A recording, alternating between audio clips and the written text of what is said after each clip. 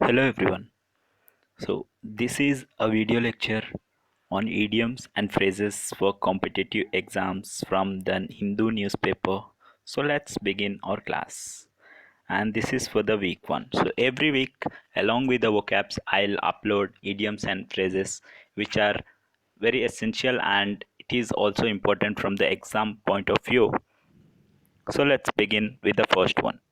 That is, be glad to see the back of. So what is the meaning of this idiom? Its meaning is to be glad, to get rid of someone or when someone left. Example, after his mother-in-law stayed for 2 weeks, he was glad to see the back of her. Next is neither fish nor fall, meaning of infinite of indefinite character and difficult to classify, that is ambiguous or uncertain. Example, I can't see what you want to say. Your proposal is neither fish nor fall. Third one, play it by ear, meaning proceed according to circumstances and results. I am not sure whether my plan will work or not, so let's just play it by ear. Next is toe to toe, meaning standing directly in front of one another, that is, in order to fight or argue.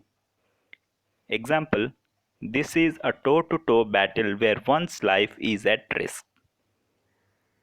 Next is nip in the bud, meaning to stop something at an early age.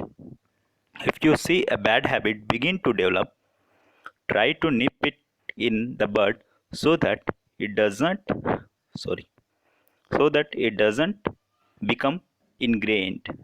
So these are the 5 idioms. Let's move on to the 5 phrases.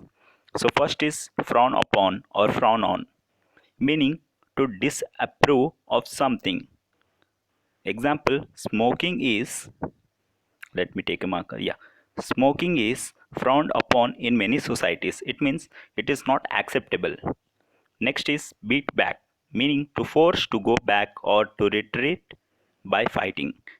Example, our enemy forces were beaten back by our troops. Next is mop up, meaning to complete or end something by dealing with the final parts. Example, there are few things that need mopping up before I can leave. Next is spill over, meaning reach a point at which it can no longer be controlled or contained. Example, years of frustration spilled over into violence. Last one, that is the fifth one, sweep aside, meaning to ignore. He swept aside questions about his son's arrest. So these are the 5 idioms and 5 phrases for this week, and we'll see more idioms and phrases in the next week. So till then, thank you and all the best for your exams.